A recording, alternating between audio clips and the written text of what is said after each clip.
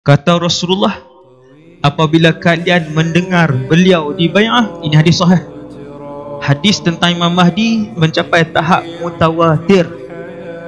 Ketika beliau dibai'ah di kota Mekah, fabay'u, kata Nabi, dapatkanlah beliau dan bai'ahlah beliau walau habwan ala salji, walaupun terpaksa merangkak di atas salji. Semua akan pergi kan tuan? Orang perempuan tidak diwajibkan, orang lelaki wajib. Hukum untuk bersama dengan pemerintah Islam memerangi bukan Islam ketika itu ialah wajib. Hukum berjihad ialah wajib. Umur 15 belum wajib.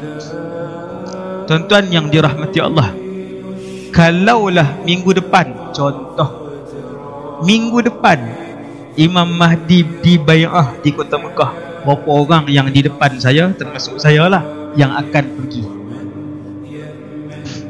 Minggu depan hari apa Ustaz? Soalan. Isnin kerja Ustaz. Minggu depan hari apa Ustaz? Ahad cuti. Tapi rumah tak habis bayang ni Ustaz. Kereta tak habis bayang lagi. Anak tak ada yang berkahwin lagi. Anak kahwin semua dah Ustaz, cucu tak dapat lagi. Minggu depan Ustaz, graduate SE dah 160,000 Ustaz.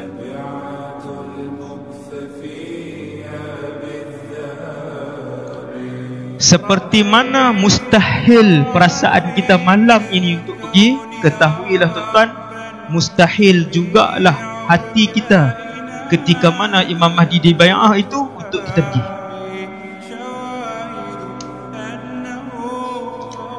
Dan memang yang pergi itu tak ramai pun. Yang berani, yang kuat iman mereka. Munafik dan fasik, hanya dua kumpulan ini sahaja yang selalu melarikan diri dan memberikan pelbagai alasan kepada Rasulullah sallallahu alaihi wasallam. Sekarang ni agak-agak tentera-tentera hak nak jadi penolong kepada Imam Mahdi tu dari mana? Hak banyak dia, kan memang dia bercampur. Agak-agak mari daripada mana? Afghanistan ke, Pakistan ke, daripada mana? Clue dia, tengok pada rukun setiap Kaabah kita. Semua akan jadi tempat sasaran dan tempat fitnah paling besar. Kita ada rukun Iraqi, rukun Yamani, rukun Syami, rukun Hajar Aswad. Rukun Iraqi mengarah ke Iraq, kita dah tahu apa jadi pada Iraq. Kita dah tahu apa jadi pada Iraq. Dia jadi fitnah, hancur lebur. Rukun Syami, Syam sekarang, Syria, bergolak, tak berhenti, perang, timbul ISIS macam-macam. Rukun Yamani, Syiah Houthi, orang duk serang macam-macam. Cuba cari tune mana arah Hajar Aswad. Saya tak mau jawab di sini malam ni, anda cari.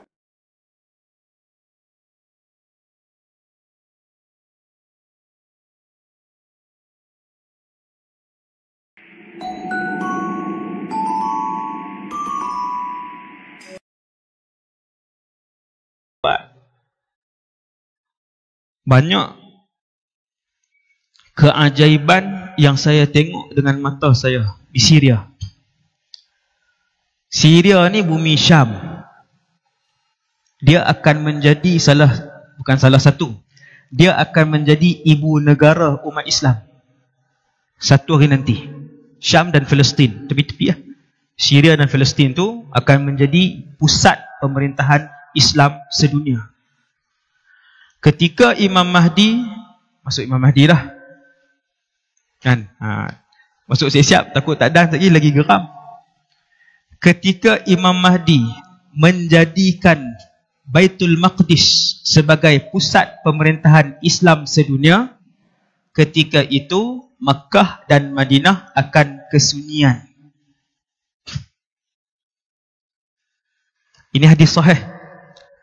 Sunyi macam mana Ustaz? Sunyi. Hari ni sibuk tak Mekah Madinah dengan orang ramai? Sibuk. Sibuk. Ratusan ribu, bahkan jutaan setiap bulan orang baru keluar masuk Mekah, Madinah. Sibuk. Sebentar saja lagi, dari segi masa tuan, tak lama. No? Dalam masa yang sekejap, bukan 2-3 hari. Tuan-tuan, bahaya zaman hari ni. Sekejap dia update, Ustaz Wadi sebut lagi 6 hari Imam Mahdi perintah Baitul Maqdis. Ceramah Surau Damansara. Sekali dengan nama surau. Saya nak beritahu benda tu dekat. Kenapa dekat? Itu tajuk lain. Itu kena turai tajuk lain pula. Kenapa dekat? Itu ada huraian dia. Berapa lama dekat? Wallahu a'lam. Waktu Imam Mahdi jadikan Baitul Maqdis pusat pemerintahan Islam sedunia, Mekah dan Madinah kesunyian. Sehinggakan akan ada anjing yang berkeliaran di luar Masjid An-Nabawi. Bukan dalam, di luar. Waktu tu orang sibuk di mana? Sibuk di Palestin. Waktu tu kita akan solat dalam Masjidil Aqsa, wajib. Hari ni tak boleh masuk, ni yang terbaru tak boleh masuk. Kan? Hinanya umat Islam hari ni. Masjidil Aqsa tak boleh masuk untuk solat. Bila Sultan Brunei cakap, tajuk Sultan Brunei pula panjang dah. Kan? Bila Sultan Brunei cakap nak kenakan hukuman kepada LGBT, gay dan lesbian, satu dunia kutuk dia. Tak ada seorang pemimpin Islam yang bela dia. Tuan-tuan dengar suara mana? Perdana Menteri mana? Presiden Islam mana yang sebut? Tak berani. Tapi jangan risau,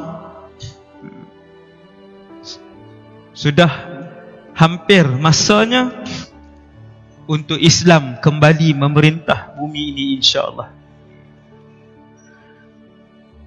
Yang lalai, yang leka, yang munafik, yang fasik kekal dalam keadaan fasik, leka, lalai dan kemunafikan mereka. Dia jangan kata lega, nanti Imam Mahdi perintah mestilah kita sekali. Tidak. Yang fasik, yang munafik, yang lalai akan kekal begitu.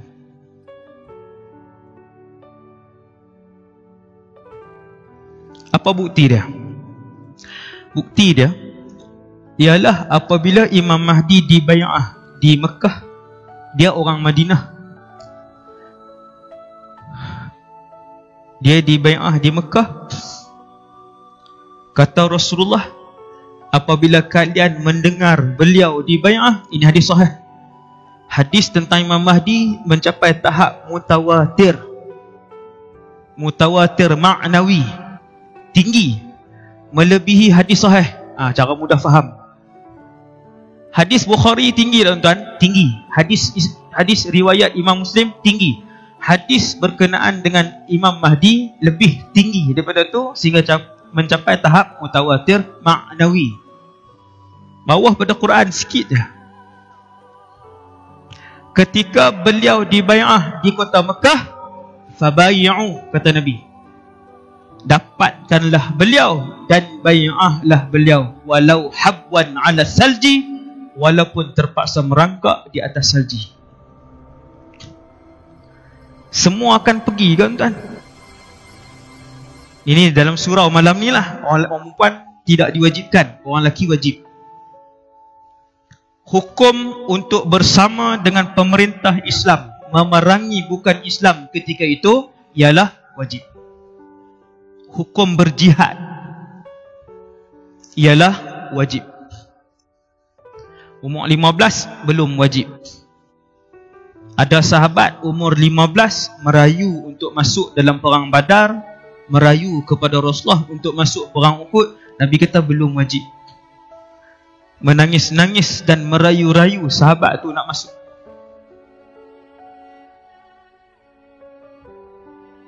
Merayu sehingga Nabi pun benarkan. Antaranya Rafi' ibn Khudaij.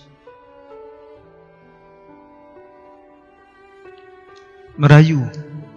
Tuan-tuan yang dirahmati Allah, kalaulah minggu depan, contoh minggu depan Imam Mahdi dibai'ah di kota Mekah, berapa orang yang di depan saya, termasuk saya lah, yang akan pergi?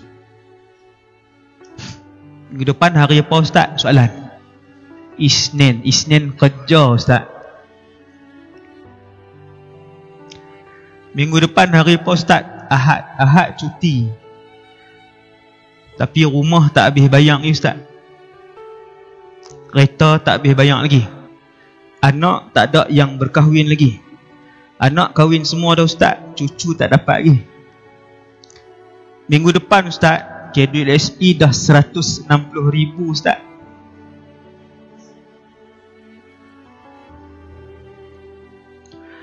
Seperti mana mustahil perasaan kita malam ini untuk pergi, ketahuilah tuan-tuan, mustahil jugalah hati kita ketika mana Imam Mahdi dibai'ah itu untuk kita pergi.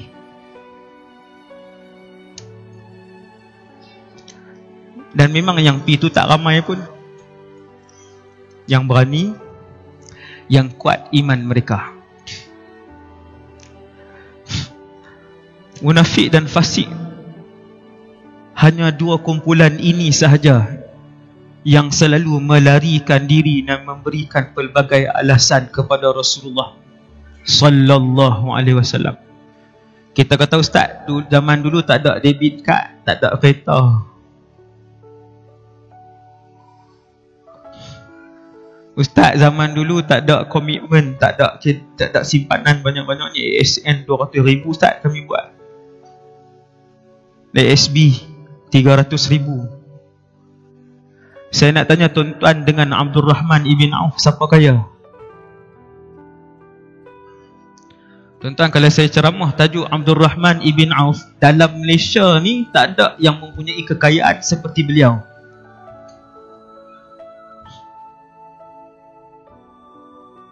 Dalam Malaysia ni tidak ada yang mempunyai kekayaan seperti Abdul Rahman ibn Auf. Emas di rumah beliau pada hari kematian Abdul Rahman dipecahkan dengan penukul besi, kerana emas di rumah beliau sebesar-besar bongkah batu ni. Bukan wafer yang kita duk beli setahun sekali 10 gram tu. Emas wafer 10 gram, emas dinar 1 gram, 5 gram. Sebesar-besar bongkah batu ini dipecahkan pada hari kematian untuk dibahagikan kepada isteri-isteri beliau dan anak-anak beliau.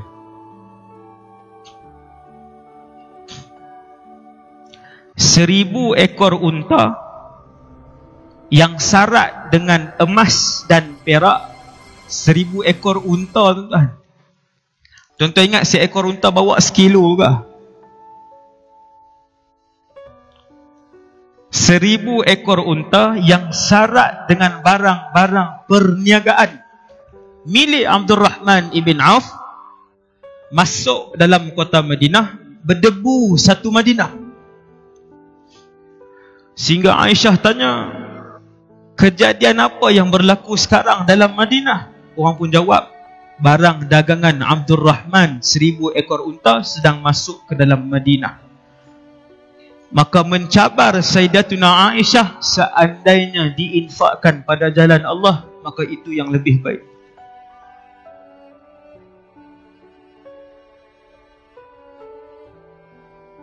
Harga dia mencecah puluhan juta ringgit. Maka sampai ke telinga Abdul Rahman ibn Auf nasihat Ummul Mukminin Aisyah binti Abi Bakar. Nak lagi yang ke-16, Imam Baihaqi dalam Sunanul Kubra. Nak lagi Imam Jalaluddin As-Suyuti dalam Jami'us Shaghir, Imam Jalaluddin As-Suyuti dalam Alamatil Qiyamah. Begitu juga dengan Imam Ibnu Asakir, seorang tokoh sejarah dan sirah, iaitu Tarikh Ibnu Asakir jilid keempat, ada kisah Imam Mahdi. Salah seorang tokoh tafsir, Imam Tabari, yang terkenal dengan tafsir Tabari. juga pengarang kitab sejarah dan sirah Tarikh Umam wal Muluk atau dikenali Tarikh Tabari, buka jilid yang ke-7. Nak lagi kah? Nak lagi tak payah dah tak? Jadi ada 63. Ini adalah nama-nama ulama besar.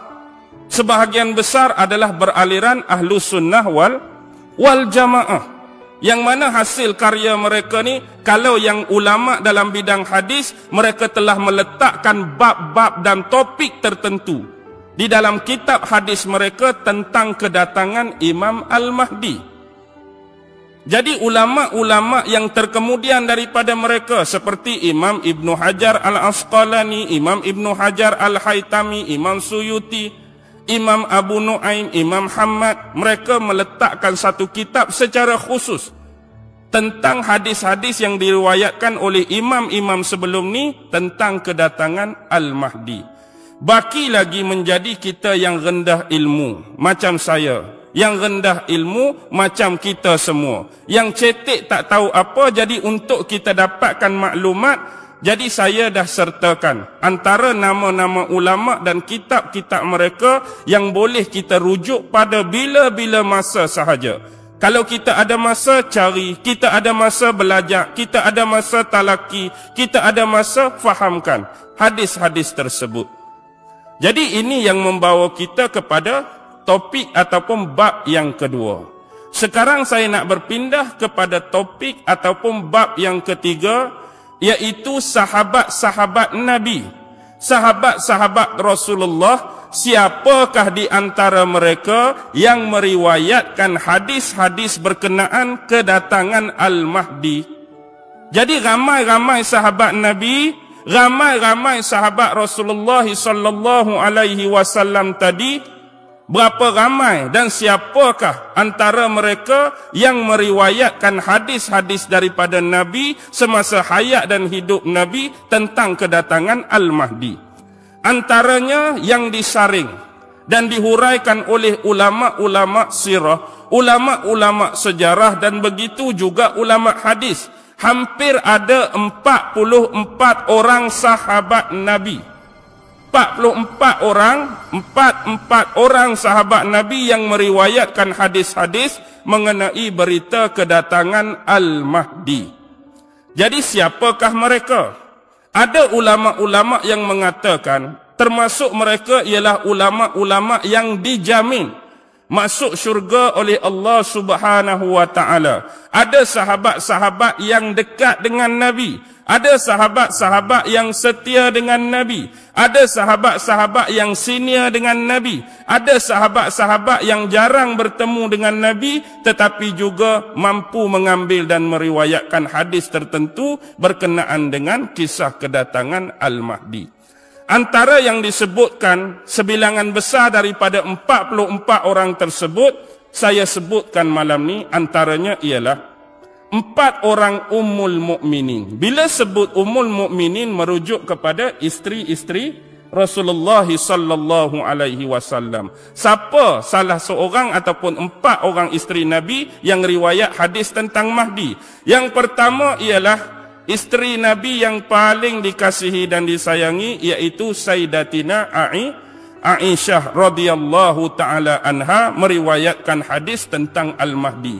Yang kedua Ummul Mukminin Ummu Salamah radhiyallahu taala anha. Yang ketiga Ummul Mukminin Ummu Habibah radhiyallahu taala anha. Yang keempat iaitu Ummul Mukminin Maimunah radhiyallahu taala anha.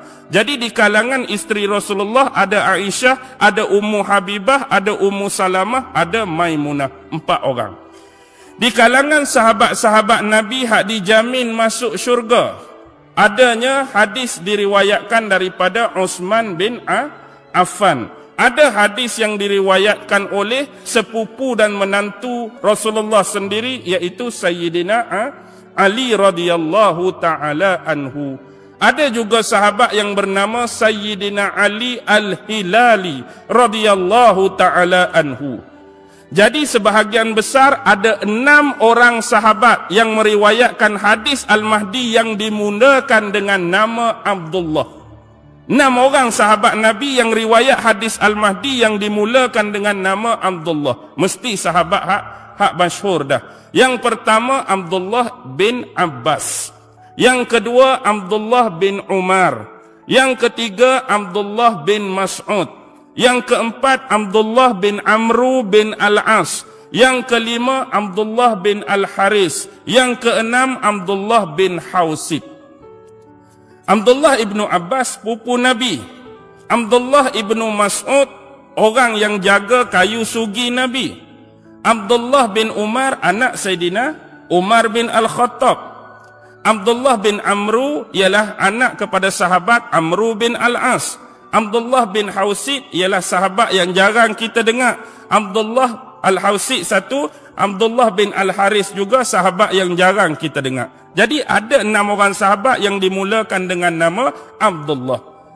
Seterusnya ada 5 orang sahabat yang meriwayatkan hadis tentang Mahdi yang dimulakan nama dengan Abu. 5 orang sahabat yang dimulakan nama dengan Abu. Yang pertama periwayat hadis paling banyak Abu Hurairah. Yang kedua Abu Ayyub Al-Ansari. Yang ketiga Abu Sa'id Al-Khudri.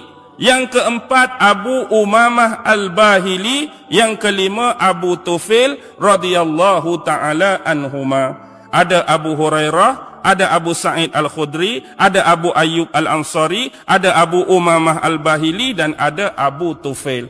Hak nama Abdullah ada 6, hak mula dengan Abu ada 5. Hak mula dengan nama Jabir ada 4. Hak mula dengan nama Jabir ada 4. Yang pertama Jabir bin Abdullah. Yang kedua Jabir bin Samurrah. Yang ketiga Jabir bin Tabligh. Dan yang keempat Jabir bin Majdi As-Sadafi. Jabir bin Majdi As-Sadafi. Ada 4 orang yang mula dengan nama Jabir.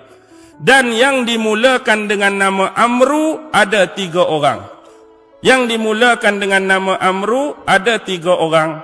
Iaitu Amru bin Al-As, bapa kepada Abdullah bin Amru tadi. Yang kedua ialah Amru bin Nufair. Dan yang ketiga ialah Amru bin Murrah Al-Juhani. Jadi ada 3 sahabat yang nama Amru.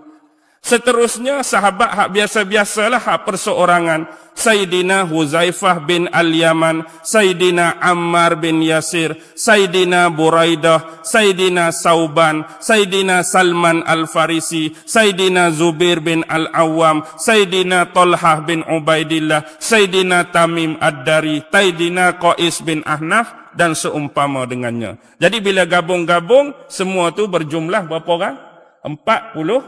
44 orang sahabat Nabi yang meriwayatkan hadis-hadis daripada Nabi waktu dia hidup dengan Nabi, mendengar sendiri perkataan itu dengan telinga mereka dan meyakini dengan hati, jiwa dan perasaan mereka, akhirnya diriwayatkan kepada sahabat-sahabat, para tabi'in dan seterusnya. Hadis itu sampai pada kita hari ini.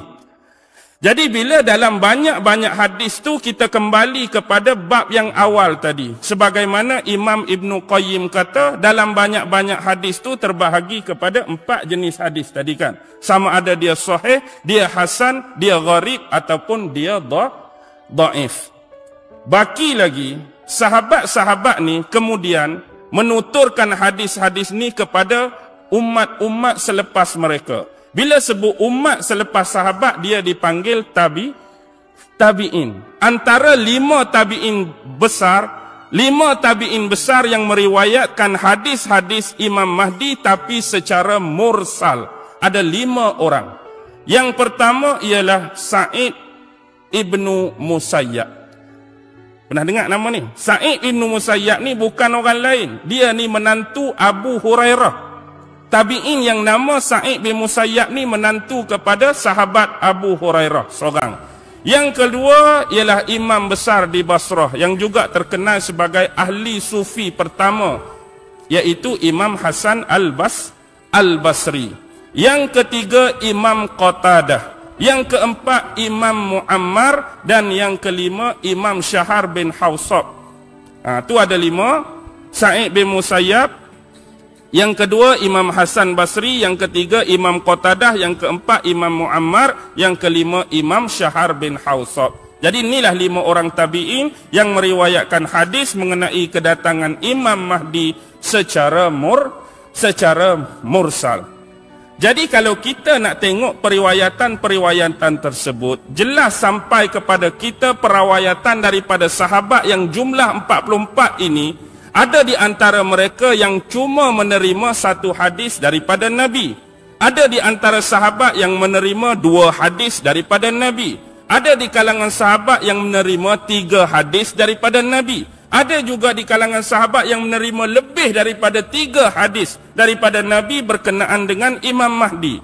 Dengan kata yang lain, jelas dan banyaknya periwayatan dan jalan-jalan rawi ini, sesungguhnya tahap penerimaan hadis kita tentang kedatangan dan pemberitaan munculnya Imam Mahdi adalah pada darjat mutawatir mutlak. Memang tak boleh dinafi, memang tak boleh diingkari. Memang hadis ni mutawatir. Sama ada dia 4 jenis tadi pun, hak dhaif dengan gharib tu dia jadi kuat. Disebabkan terlampau banyaknya jalan periwayatan dan para perawi yang meriwayatkan tentang hadis ini. Baik, boleh faham tak setakat ni? Hak nama tu tak payah hafal lah. Itu saya nak sebut saja sebagai pengetahuan. Baik, kita pergi kepada topik dan bab yang terakhir malam ni. Saya nak sebut 4 bab saja. Muqaddimah, ulama dan kitab dia, sahabat-sahabat Nabi yang meriwayatkan hadis, dan yang terakhir topik malam ni, bab malam ni ialah hukum mengingkari kedatangan Imam Al-Mahdi. Apakah hukum bagi orang yang ingkar tentang kedatangan Imam Al-Mahdi?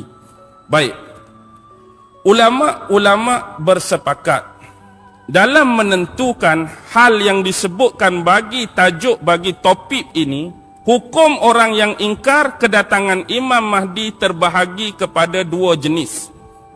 Terbahagi 2 jenis. Dengar betul-betul. Yang pertama, ada satu grup, ada satu kumpulan yang mereka ni hanya mengingkari hadis-hadis yang datang tentang pemberitaan kedatangan Imam Al-Mahdi. Marilah hadis sahih ke, marilah hadis hasan ke, marilah hadis gharib ke, marilah hadis dhaif sekalipun, aku ni tak mau percaya, aku ni tak mau membenarkan hadis-hadis yang diriwayatkan tentang kedatangan Imam Mahdi.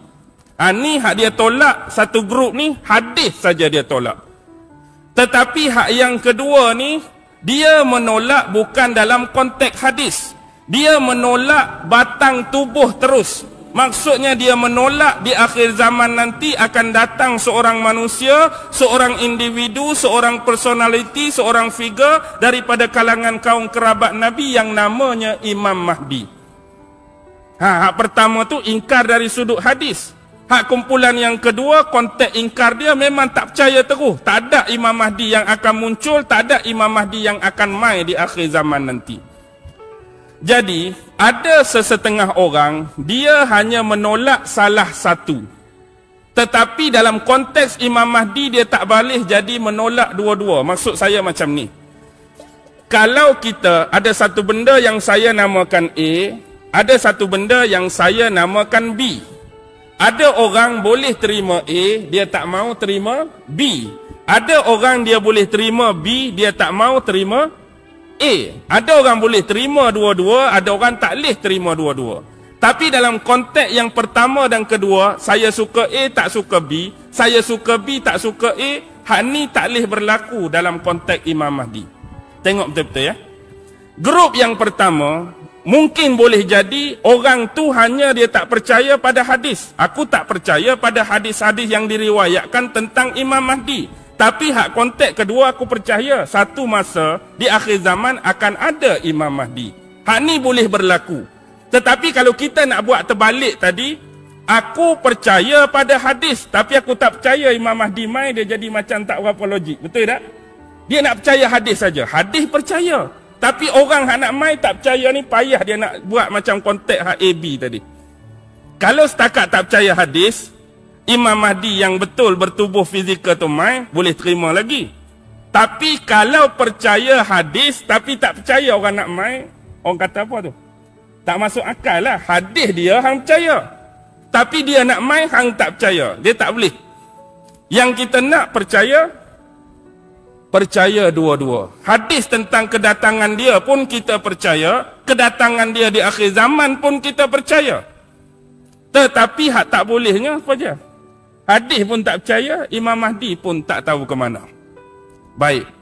Hukuman di sini ialah saya nak bawa satu riwayat. Kita pi kepada bab yang pertama tadi.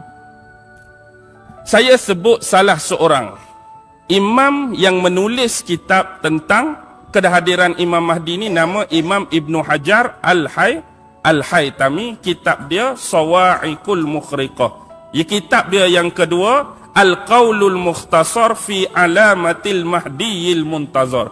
Kita nak rujuk kepada kitab hak nombor 2, Qaulul Mukhtasar fi Alamatil Mahdiyil Muntazar. Dalam kitab tu dia bawa satu riwayat yang diriwayatkan oleh Abu Bakar Al-Iskafi. Dia ambil riwayat salah seorang nama periwayat Abu Bakar Al-Iskafi dalam kitab Abu Bakar tadi yang bernama Fawaidul Akhbar. Jadi dia ambil hadis tersebut dan saya nak bentang hadis tersebut malam ni untuk kita melestarikan hukuman bagi orang yang mengingkari kedatangan Imam Mahdi. Jadi secara bahasa Melayu, ayat yang mudah, Nabi SAW bersabda, barang siapa yang mendustakan kedatangan Dajjal, maka kafirlah dia. Dan barang siapa yang mendustakan kedatangan Al-Mahdi, juga kafirlah dia.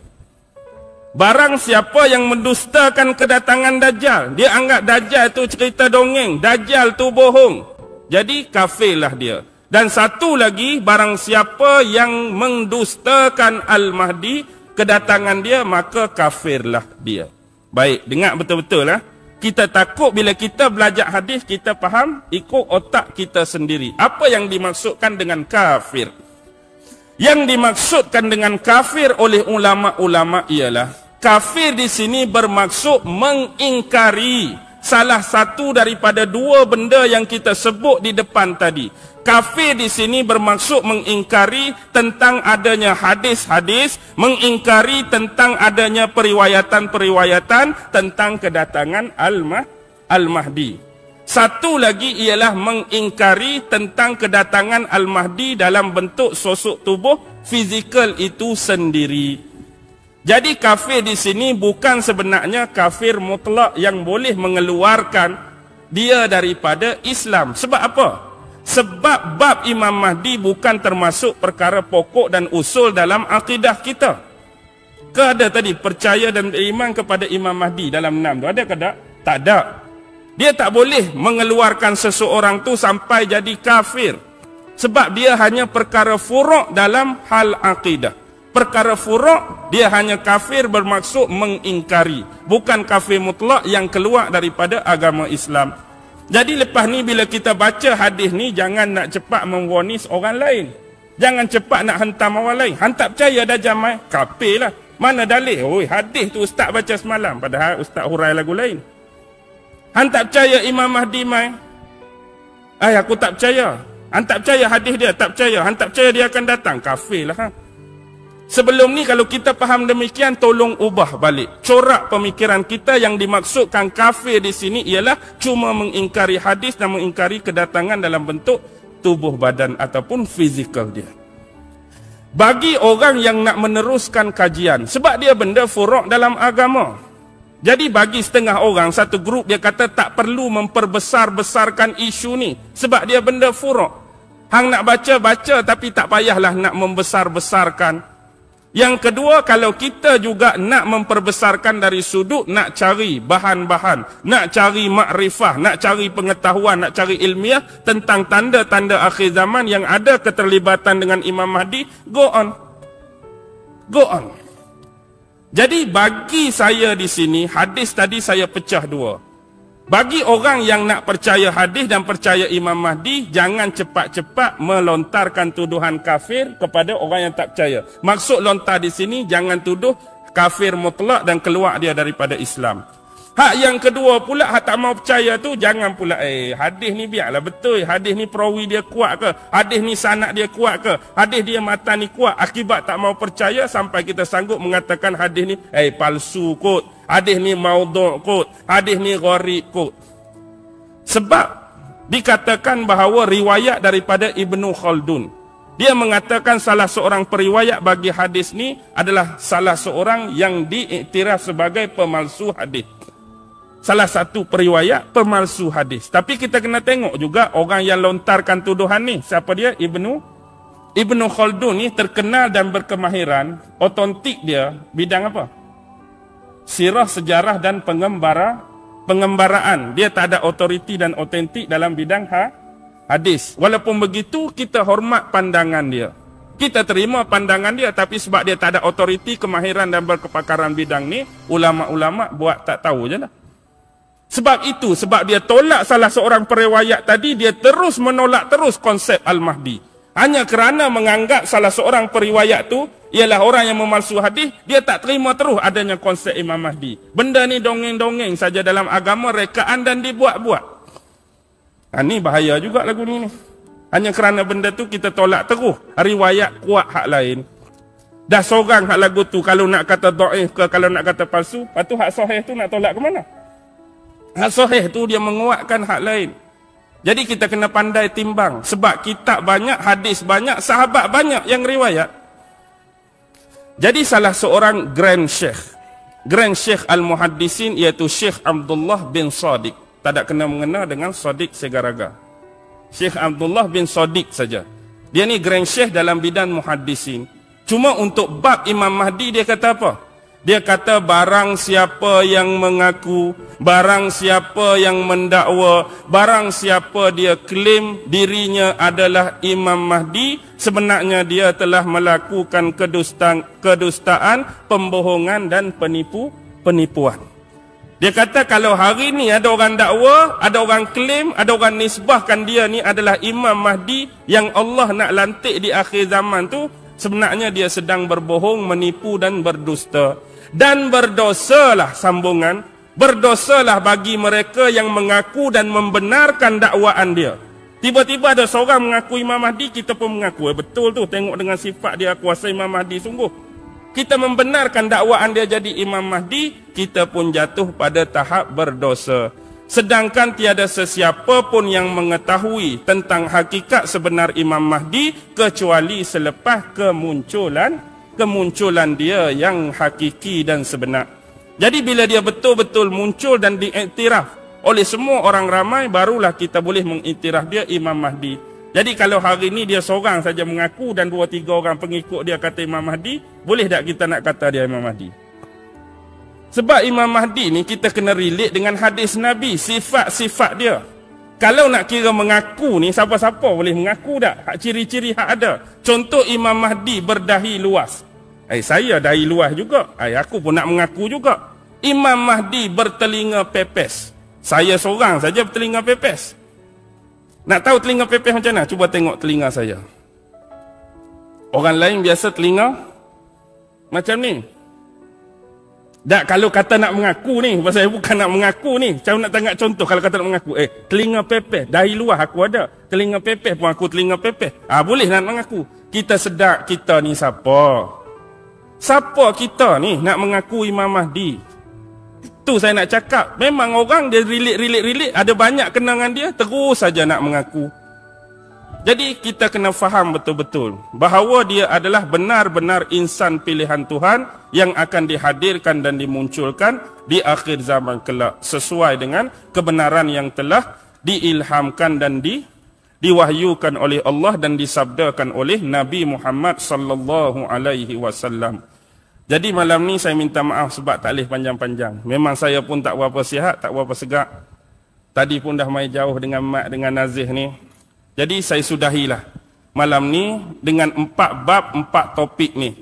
Pertamanya secara umum muqaddimah, yang kedua nama-nama ulama dan kitab karangan mereka yang menceritakan tentang hadis kedatangan Imam Mahdi. Bab ketiga ialah sahabat-sahabat yang meriwayatkan hadis-hadis daripada Nabi tentang kedatangan Al-Mahdi. Dan yang keempat tadi, yang terakhir, hukum mengingkari kedatangan Imam Al-Mahdi. Dan insya-Allah pada pertemuan yang kedua kita akan bermula dengan asal-usul Imam Mahdi, nasab keturunan Imam Mahdi, insya-Allah. Wabillahi taufiq wal hidayah. Wassalamualaikum warahmatullahi wabarakatuh.